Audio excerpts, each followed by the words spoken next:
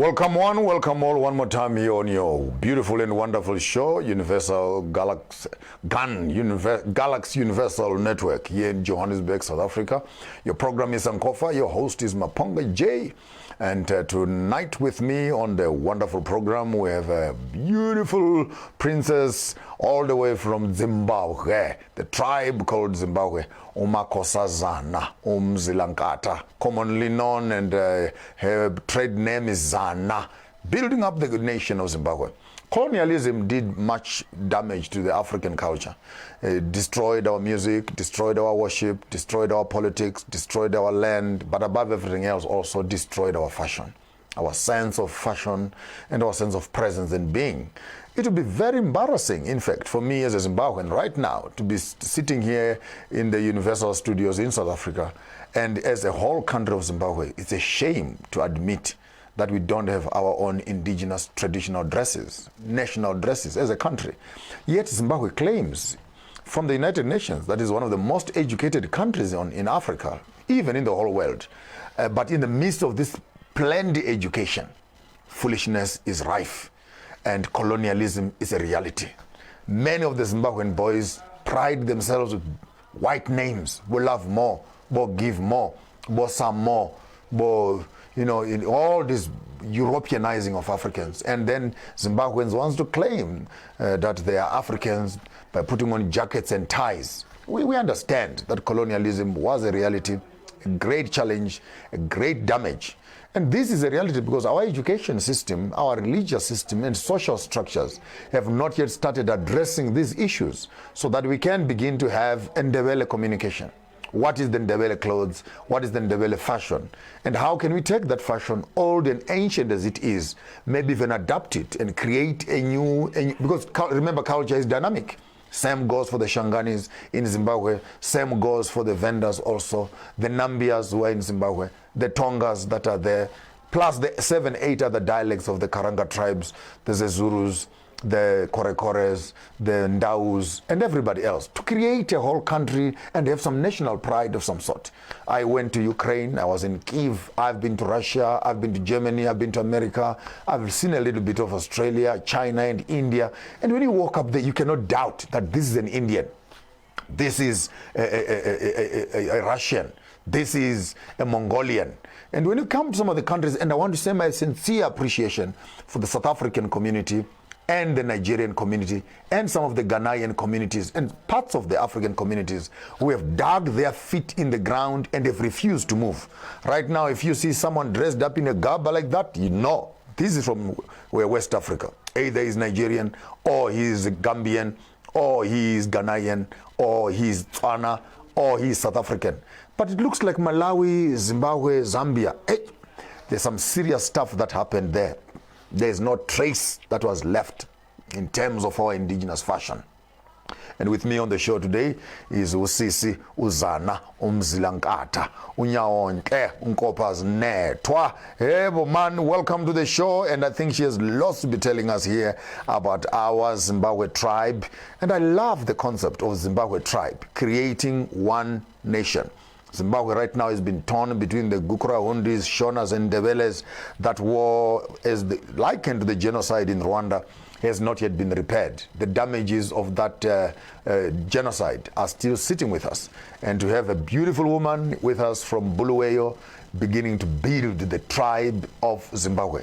Let's hear all about it. What is it that she's talking about?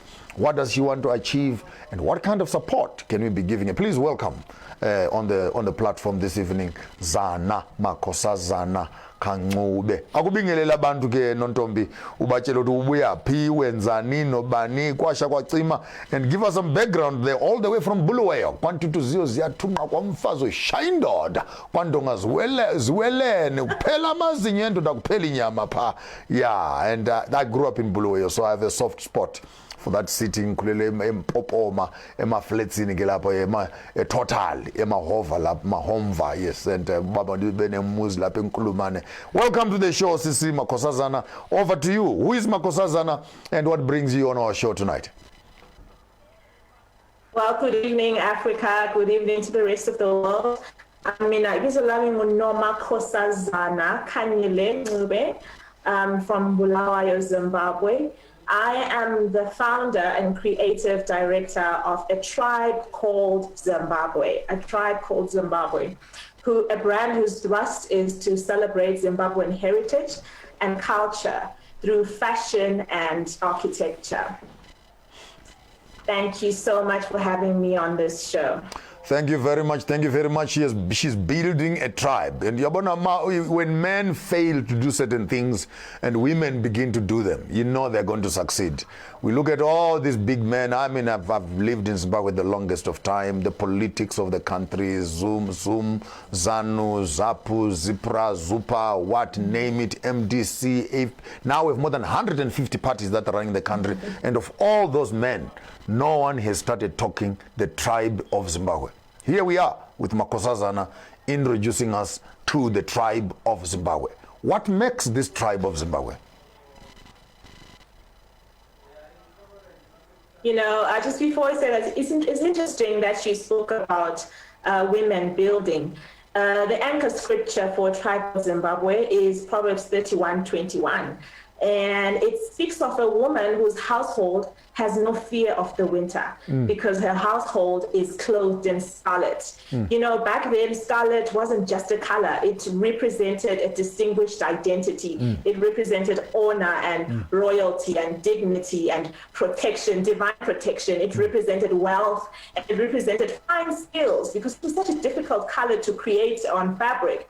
So when the scripture tells us that this woman covers a household in scarlet, it shows us that women have the capacity, they have the power, they have it in them to cover a nation, to cover their homes in scarlet. So just as well, that encouraged me to start a tribe called Zimbabwe and celebrate the heritage, the culture, the rich history that Zimbabwe has. You did say that we have many tribes here. We have over 13 tribes, yet we have no national dress. And we have no national dress because of the many issues that a lot of them that you mentioned. And so I started to look for the one thing that we all have in common, because remember, culture is about unity. Culture should draw people together, should bring people together, not separate people. So I started thinking, what is it that brings Zimbabweans together? What is the one material that we have in common? And guess what that was? That was cattle. Cattle have been there for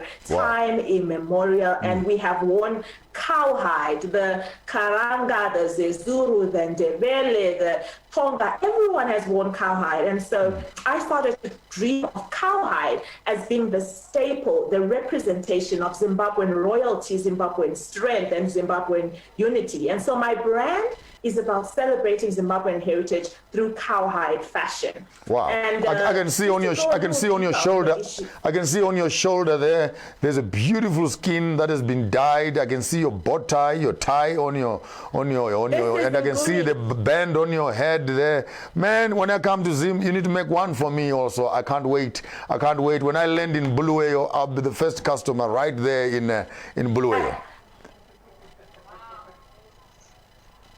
I will have your package ready. Yay! I'm excited. Tell us, according to you, when you look at the Zimbabwean community at large, what are some of the critical key issues that you think we've lost as a nation? What is it that we could have lost as a nation coming up together? And we needed to look back again at our greater cultural space that when colonialism was running in the veins of the oppressors, the amount of damage that came in through education and the religious organization, and the impact some of those structures and systems actually left on the footprint of the community. And I would want to ask our guest tonight, when she looks at the Zimbabwean community, remember, when you talk about Zimbabwe, it's not just Zimbabwe. Zimbabwe could be representation, actually, of the entire continent. What is it, when you look into this space, that you think that as a nation we have lost? Maybe itemize a few issues, a few challenges that you see as a woman who is starting this tribe. What are some of the things that you deeply feel we lost this, we lost this, we lost this? And maybe the next question will be, how are we going to regain some of those things back? Well, first of all, I think we have lost the respect for our culture.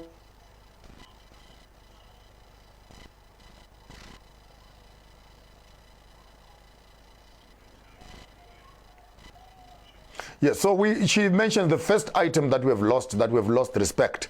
And when we lose respect, it means that the young people no longer know who the old people are. And the men and women roles are now getting mixed up and twisted. And by the way, you must listen to me very carefully. The issue is not sharing responsibilities between men and women. But the question is the community ready? Have we educated the women? Have we educated the men so that we can cope with the changing environments that we're moving into? I feel sometimes this whole democratic space just pressure cooks things in a hurry, and we must start all of us moving. You must adapt to women's rights, you must adapt to girl child education, you must adapt, but then the culture must adapt, church must adapt, society must adapt, and you push the whole community into a space which we are not ready for. So she mentions that one of the first most important things that she, in her own, when she's looking at the view of the African culture, that one of the key things that we have lost respect. And once you lose respect, I think the cascading effects of the loss of respect is respect between husband and wife. It's respect between wife and husband. It's respect between husband and child. It's respect between grandmother and grandson. It's respect. So when you lose that pillar, I think many other ripple effects tend to find themselves throughout the whole community, and a community that has no respect, has no dignity. You were still explaining, Zana. Yes, I was saying that we have lost respect of our culture. And the second thing that I was about to mention was the loss of our language. You know, we don't take it seriously enough when we talk about African languages being the cradle, of our culture. When we speak our language, a lot of our culture, a lot of our norms, a lot of our laws, a lot of our customs were passed on using language. There's certain customs that we still don't have words for in English, and when we transferred from our native languages, as it were, to the newly adopted colonial languages like French and English, we lost our identity, we lost our sense of self. And that's why even right now, we are unable to correctly define ourselves for ourselves, because we're defining ourselves in a language that is foreign, in our language that, let's say our ancestors do not know. Wow, that's a beautiful one she's raising again. So the first one she pains on is respect. We've lost respect of our culture. The second one that she outlines is actually the critical one. I think that is beautiful. We have lost our language. And when language remains the DNA of our culture, the DNA of our history. So, for example, if you should ask an Englishman, what is umemulo? Umemulo. It's just a simple word like that. You will not find a translation of it throughout the entire English and French and German, because they don't have those kind of practices within their own cultural expressions. And when we begin to see the fading away of the African language, Zana is actually recommending to us that we needed to come back again and look at the value of our language within our African cultural space. So she has mentioned respect. Number 2 is language. You still want to proceed and tell us something else you think we have lost as Africans?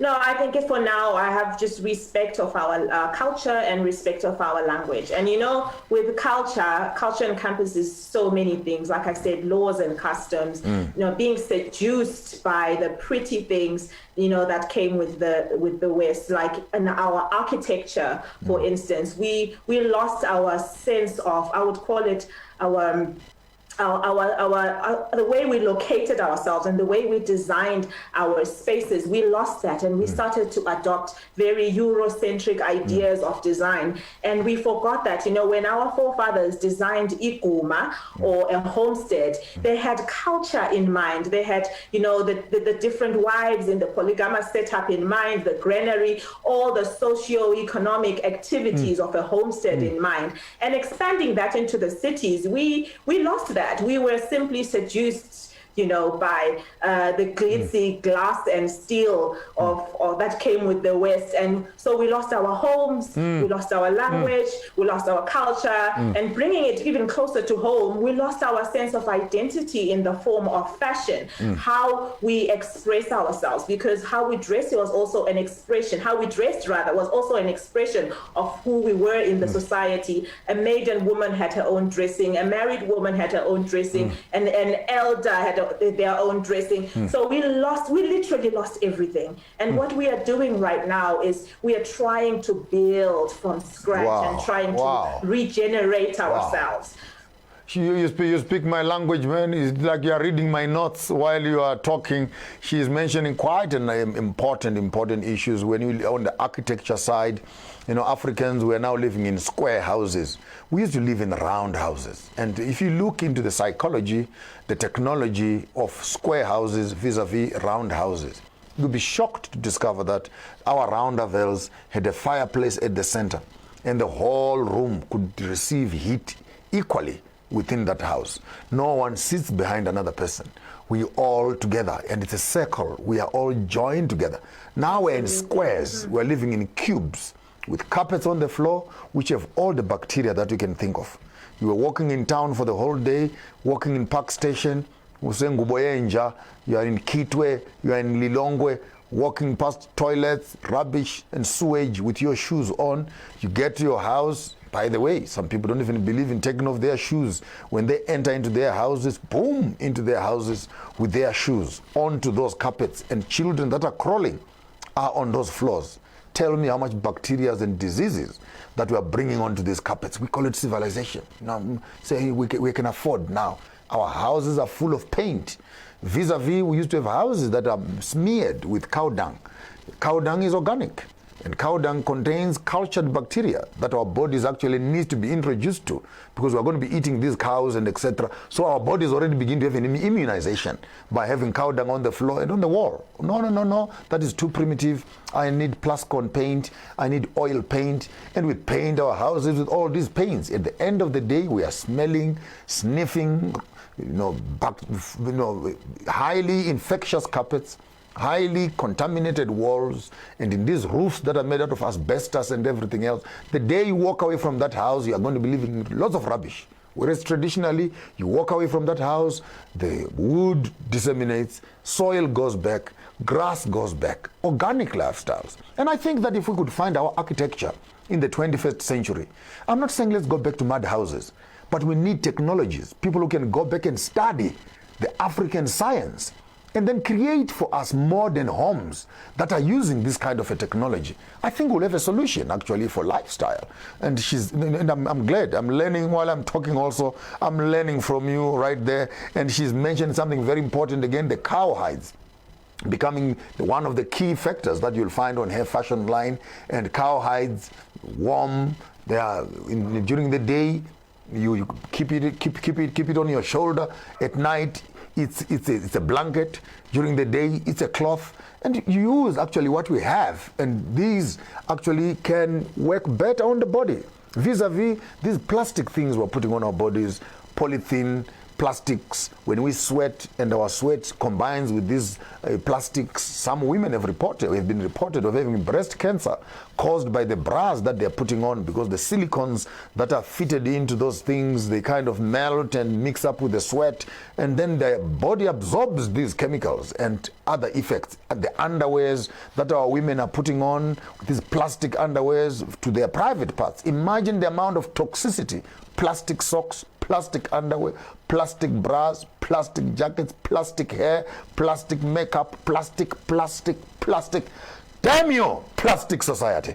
I think we need to go back a little bit and look at some of these indigenous, quote-unquote, primitive fashion statements. For in them, there was life itself. Don't go away. We'll be back right after the break. We are talking to Makosa Zana, all the way from Bulawayo, for the nation of Zimbabwe, making a statement through fashion and bringing the Zimbabwean community together through fashion. We'll be right back after the break.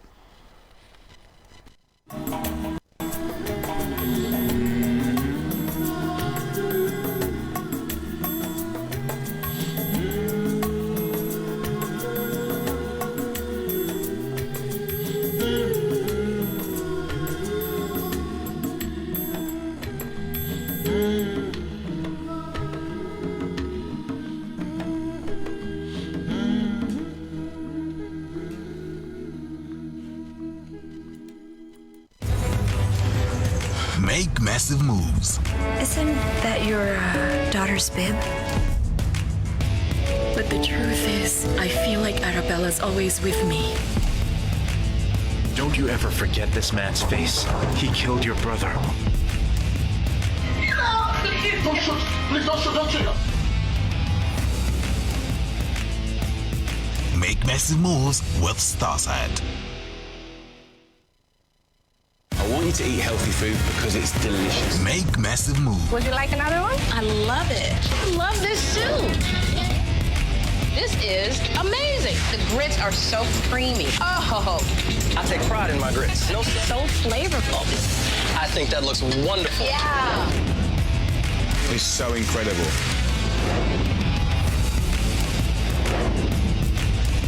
Make massive moves with Starside.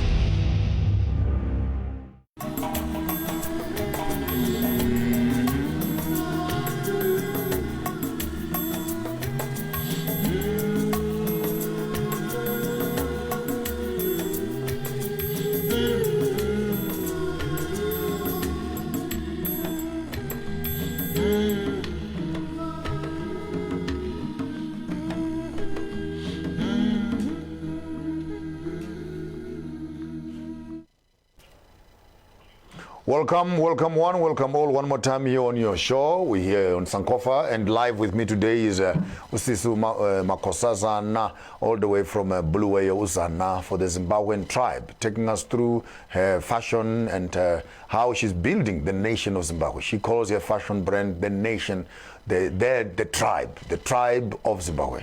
And I think the beautiful initiative that if you are any Zimbabwean, wherever you are, we don't care, you're Zulu, Ndebele, Shangani, Pedi, Kosa, Venda, Tsonga, when you find a good initiative that is being driven by one of us, please support. And today we're here to be talking to Makosazana Uzana, taking us through the Zimbabwean fashion space and preparing us, as it were, giving us some tips on how we do our fashion, how we do our clothes. And she has decided to create a brand out of the skins of animals, and coming up with beautiful corsages and shoulder bands and other fashionable cloth materials that she's actually making. She's also very strong on the architecture of Zimbabwe and what kind of architecture are we using as Africans, and can we be dull to swallow everything that is Western, even throwing away some of the things that are basic, healthy, and good for our own African people. And through her fashion, she intends to send a message of unity. And she has said, since cattle are actually the currency of the African economy, she has decided to start her clothing brand, playing around some of the clothing material that she has made out there. If you can look on her shoulder there, a beautiful, beautiful skin that has been dyed with some blues and etc. Then she made a beautiful tie there and the headgear, all of them speaking to how do we maximize and use skins to create modern day fashions. Because at the end of the day, every homestead has got skins, but we have lost the technology also of treating these skins, rubbing them off and making them useful. Remember skins? We used to make them in Beleko of carrying our children on our backs. The same skin again, you could use it as a blanket. You get the same skin, you could use it as a mat. The same skin, we also used it as a coffin. When someone dies, you don't need to buy a wooden coffin or these expensive coffins. You take the same skin again and you wrap the person. The cow that you kill or the bull that you kill on the day the person has passed away, we use the same skin again as a blanket. Therefore, the cow economy is very critical, because with one cow, you can feed your whole family. From the milk of the cow that we're going to be drinking and the cheese that we're making from there. And not only that, the cow dung is our cement for the houses.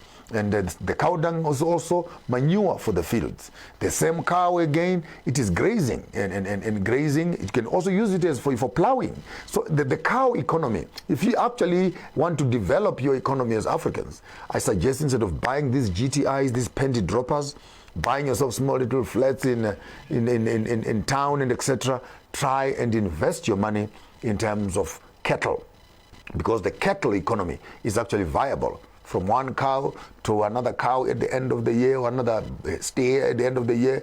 3-4 years later, you got 5-6 of them, and on the third year, the other one is starting to give birth, and on the fourth year, the second one is now giving birth. Within a period of 9 years or so, you could find yourself with a big head of cattle. I mean, when I went home the other day, I actually bought my mother about, how many did I buy? I bought about nine cattle. As I'm talking to you right now, I have more than 75, if not 80 cattle that are running the whole field.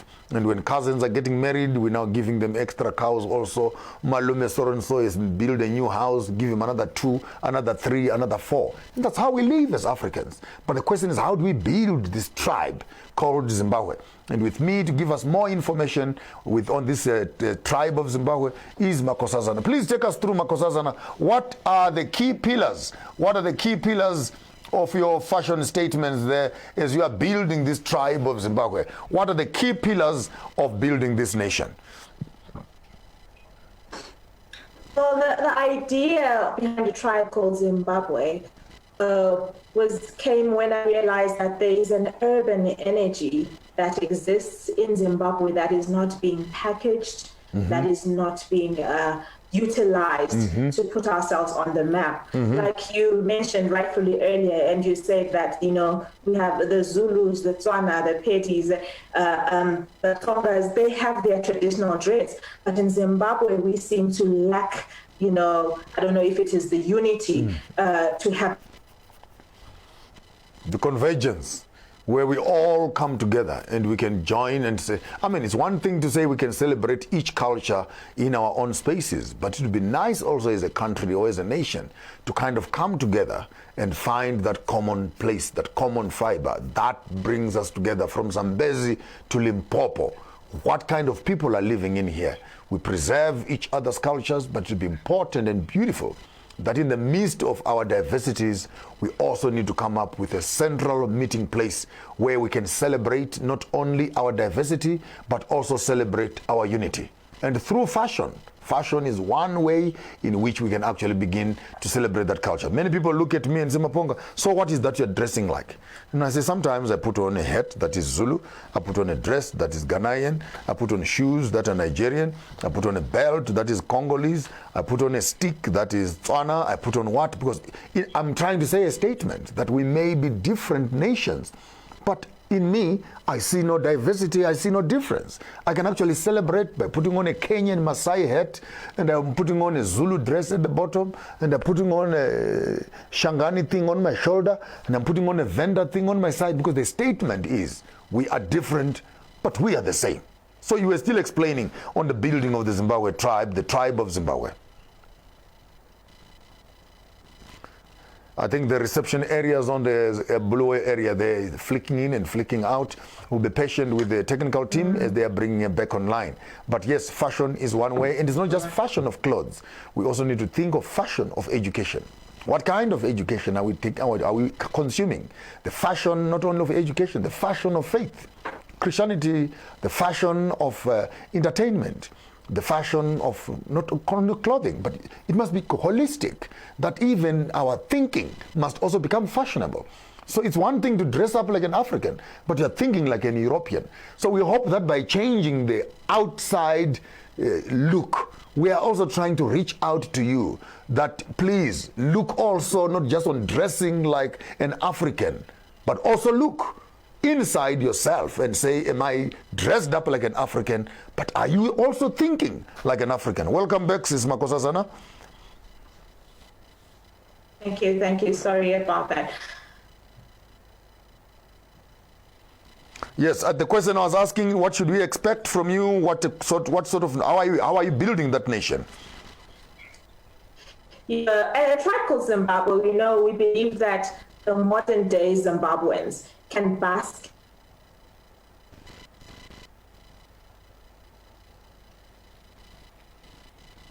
Oh, this is not fair, man. This is not fair. This is not fair. Our beautiful Our beautiful princess is having a challenge there. I think we need to open up a new Wi-Fi business in Bulawayo there, so that we can actually begin to communicate with each other and much more effectively. We know that the data, is it data or data? I'm still learning some of these languages. Data, whatever it is. But the signal issue in Zimbabwe keeps on becoming a great challenge. But fashion is important. And remember, colonialism thrives on the colonized, who must support the colonial system with their own money and their own funding.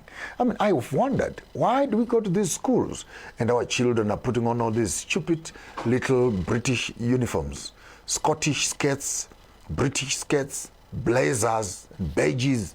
You look at the bill for your child who's going to crash. Even crash children the other day, I was shocked that crash children must buy gowns. You know, you must buy these uniforms. You look at the uniforms, they will go into thousands. The thousands of rands that a parent must spend just for the child to buy uniforms. But have we not started thinking about having indigenous uniforms for our schools, so that it's an economy that has not been tapped into? And this economy, the Indians have moved into that space greatly. And the colonial businesses are milking money, back to school kind of businesses that you find, where uniforms and shoes are being sold there. Our governments and our communities are spending millions of dollars supporting these quote unquote illegitimate business.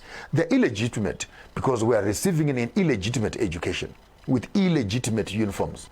And we are supposed to be sponsoring that. That's just one element. Even look at our women, our ladies, our mothers, our cousins who are working in kitchens, looking all foolish and stupid in those aprons and etc., which have been designed. But you can notice, go to court, for example, all these judges in wigs and gowns and etc. Look at graduations. How many millions are being spent? So fashion is not just a joke. All of us every morning when we wake up, we are bound to be putting on some clothes to us. And as long as we are dressing up, you must be aware that you are sponsoring someone's business to cover your back. I want to make a recommendation. Africans must own what they eat, must own what they put on.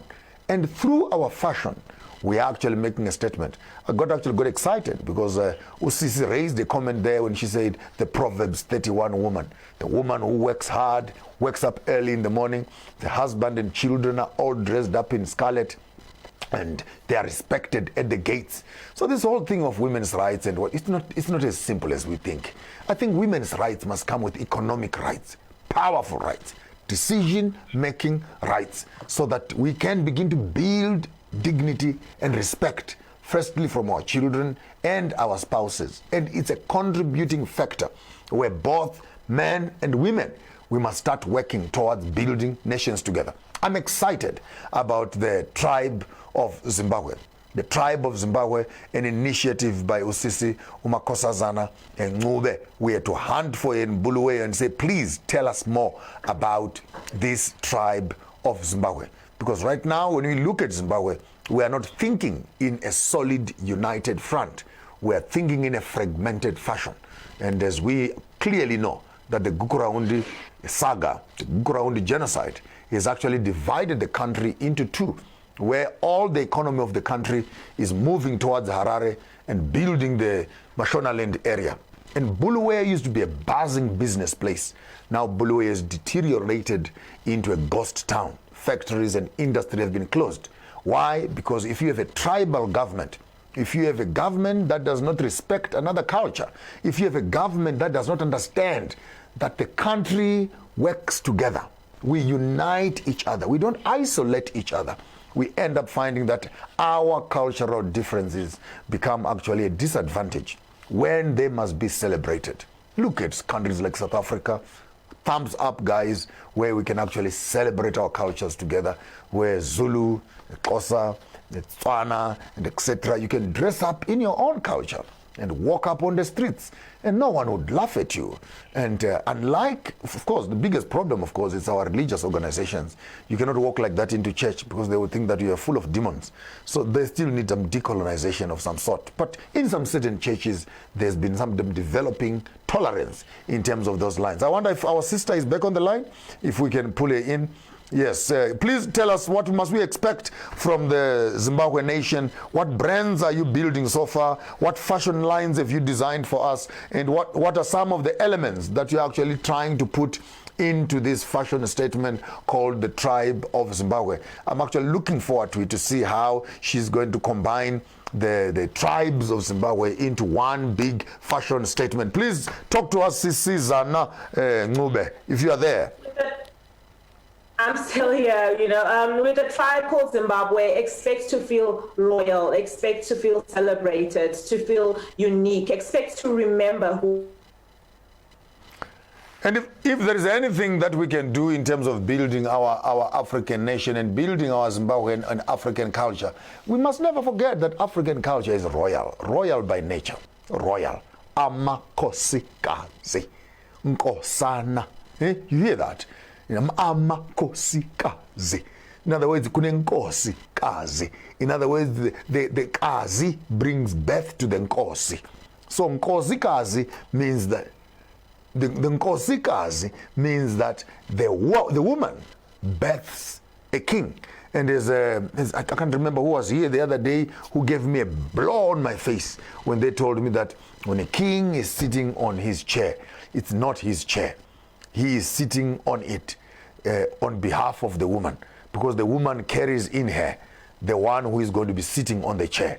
So you always find that the women are actually the custodians of royalty in our own nation. And I don't know why people are offended.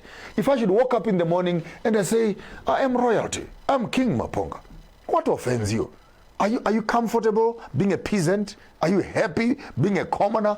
Our nations and our African tribes have always respected our royalties within each other.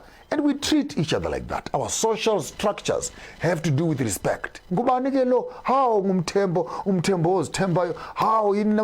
are the ones who are the custodians of this. And then the Wenis were the advisors of the king. We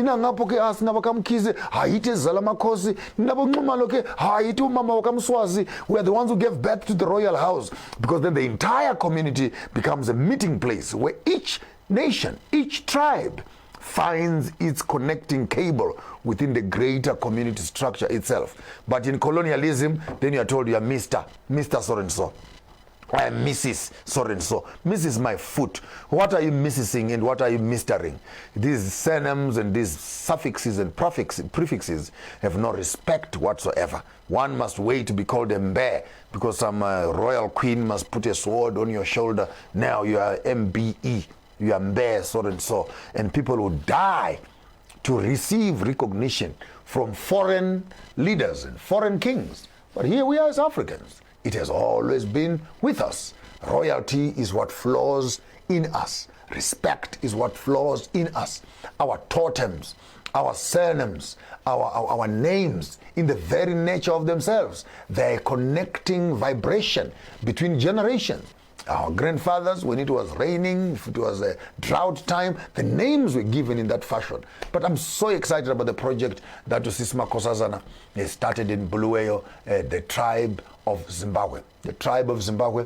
We hope from this project we'll be able to come up with indigenous Zimbabwean clothing, indigenous Zimbabwean shoes, women's fashion, men's fashion, and as African countries, there's nothing wrong. You in Malawi, if you are there, please take your fashion seriously. In Nigeria, take your fashion seriously. And by the way, when we talk about fashion, don't just be talking about fashion in terms of making the clothes. Please produce the cotton also. Produce the spinning machines also. The entire value chain. You cannot say you have a South African piece of cloth and that piece of cloth is manufactured in China and all you are doing is to make the design. But you have lost out on the 60% of the business is actually going towards the material manufacturing and production. So we want to own some of this. I want to appeal, for example, to the Uganda community and the Congo communities who make that mud cloth. They have a certain way, not the back cloth. Mud cloth is Mali. The back cloth, there are trees there, they remove the backs and they make them into cloths. We need some of those materials back into fashion spaces. Papyrus, for example, these things made out of reeds and papyrus, nicely made into pieces of cloth. We need some of those technologies. Our skins, we need the technologies. Don't cut out your skins and throw them away. These are fashionable, but you need to know again how the technology of making and rubbing and polishing and turning these skins so that they can become useful clothes. But Africa is rich in technology. Africa is rich in knowledge systems. Africa is rich with history, and this history must be tapped into. And African children must tap into our own history and harvest that knowledge, and replant it on the ground and begin to build an economy that is viable. We can't wait for the Chinese to bring their fashion here. We can't wait for Paris to bring their miniskirts here. And if the other day they stole some clothes from Lesotho. Now they're running in Paris, calling them the winter dress, whatever. And we can see it's a Lesotho blanket. They just cut off the corners and put some pins on the shoulders. And here we are as Africans be saying this fashion is demonic, especially church pastors. This is demonic. This is evil. And other people are making billions out of what you're calling evil. I mean, we've already mentioned it. You walk up into the whole of Europe, you find that the artifacts of African collection are all there. People are prepared to be paying $100, £100 to enter those museums and still see the very things that we condemn in Africa, and our pastors are calling them demonic. Yes, I have a problem with pastors and our politicians who don't take our culture seriously. We are saying harvest indigenous knowledge. Use it as a meeting place of culture. And one way of meeting as cultural people, beginning to own what we put on. And we own the entire value chain from its production. Go back, Google, read, research, find out what people were doing in the past. Collect that information to the present state. We need to own what we're eating. Yes, very important, part of our culture. We need to own what we are dressing on and what we are putting on. And this is actually an economy that could turn things around. Because once a culture becomes sensitive and alert to its own resources, it is able to tap into its own technologies, which are unique with it. I mean, you cannot miss a Maasai hat. And those hats they cannot be made anywhere. If the Chinese knew how to do it, they would have done it by now. It's too sophisticated for them. The Americans can't do it. The Europeans can't do it. Only the Maasai old women who apparently are uneducated can sit down and stitch those things in the way they stitch them. A unique form of art which cannot be photocopied anywhere. So how about we harvest that and commercialize it so that people who are doing these things can actually receive the full benefit of these resources. We don't want to buy it for R2 and then sell it over there for 10,000 Rand. I think that is a robbery, of a daylight robbery. We need local people to benefit from our own economies, from our own art, from our own culture. And in case you did not know, many of my hats that you have seen me putting on this show and many of my clothes that I put on this show, they are my own design. I sit around and I cut when I'm bored. When I'm sitting at home, I also do some beadwork. I do my own crafts and etc. Because you cannot be sitting on your hands, extending your art, extending your culture, reaching others, downloading freshness and creativity. I live in that space. That's what's keeping me alive. Otherwise, I would have grown crazy by now. But art and fashion, you're able to download into this spiritual realm and hear some suggestions of what you must create and how it must look like. And imagine how it makes you feel when you finally see it. Boom! So for art allows the God in us, if I could speak like a theologian. It kicks in the divine in us. Because from an artist point of view, there is nothing. And I sit down and I look. The other day they were cutting a tree at my house, the big huge tree that fell off. And they were chopping off with this thing, then a big block of wood remained there. And I said, that one, keep it right there. I went into the house, picked up my chisel. I'm actually making myself a throne, a huge, big, beautiful throne, thick like this, cutting it all together with my own hands, making a royal chair for myself. And if you have a problem with me making a chair for myself, well, you go to Discam and buy yourself a chair. I'll make myself one. And therefore, you cannot want to oppress me because you are oppressed. You cannot want to oppress my thinking and imagination because you are no longer living in the space where you are free to express yourselves. Every African man, every African woman, every African child must be proud of our history, proud of our past, proud of our arts, proud of our culture, proud of our music, proud of our clothes, proud of our countries, proud of our sacred sites, proud of our drums, proud of our spears, proud of our small little pieces of skins that we put right there. Our very culture is us. We were not born in Africa. Africa was born in us. Africa lives right here within me. And every time I see something, I want to make something out of it, because that is in me. My grandfathers are sculptors and makers of metal and stone and etc. That's where we are coming from. And with such a rich culture, which forms an integral part of our past, we don't have to look for these things from outside of ourselves. For these cultures is what we are. That's what flows in our blood. And at every given opportunity where we can express ourselves as African, we must not hold it back. Let Nigeria and Kenya and South Africa, Mozambique, Morocco, Gambia and Namibia, let's start finding what I might want to call a national African dress. That's unity. That's unity. Not African dresses or flags, these political, stupid little flags that are being manufactured by people we don't know, with written things that we don't understand.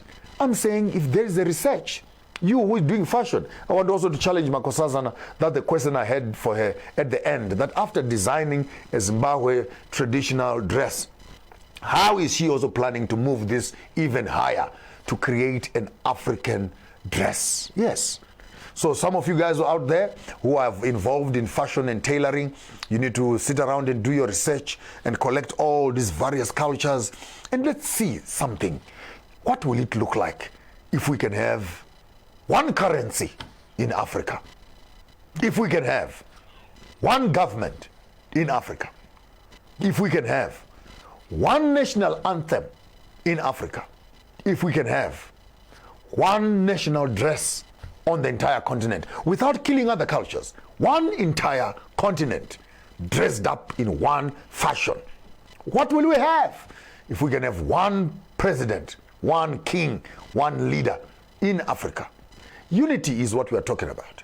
If there is anything the Western world has maximized on, it is this false sense of nationalism, that people begin to identify themselves by the colors of their passports and the colors of their flags.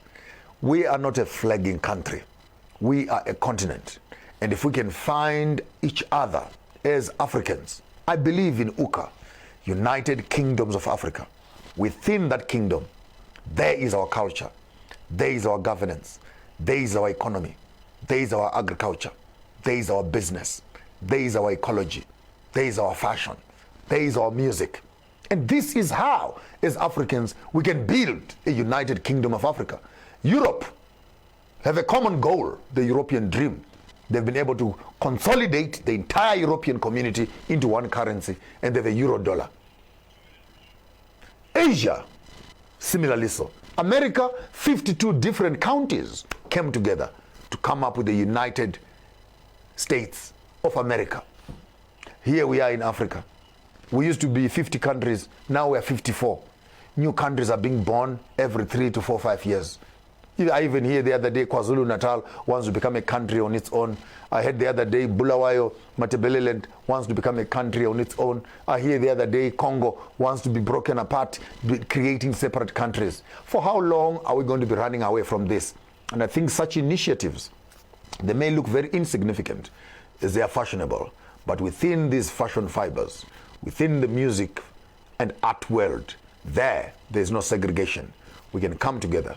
We can sing together, we can eat together, we can dance together, we can play together and learn together. That's how we will build a nation that is solid. As long as we are fighting and working with colonizers as separate nations, you are dealing a continent on the nation. You never win that battle. Let's put our heads together and build the Africa that we all want to become part of. I think we owe it to our children to create that future for them. Our guest for tonight was Makosa Zana Kangube, all the way from Bulawayo, the nation, the tribe of Zimbabwe, a brand that she's building. When you're in Bulawayo, please look for her. We'll try and share her details. If you want them, you can call the studio. We'll share the details with you. Me, your host, Maponga J. Changambire chigara mboko ugara mashamba huda chibwe chitedza chinotedzera vari kure vari pedo vanotamba nacho mutambo uri paruware vana chigara mabwe matanda anovora chiramba kusesera mupona ngokuba vane mazha kumagaro wira miti yasvosve vana mushamba negore mukanya hihi tisi vana vabvudzi jena vanopemberana namachira machena vana vanokwara vana nduma vana svosve kwamuri ikoko. Until we see you again, don't do what I won't do, but if you get tempted to do it better than I. Until you see you again, have yourself a wonderful evening.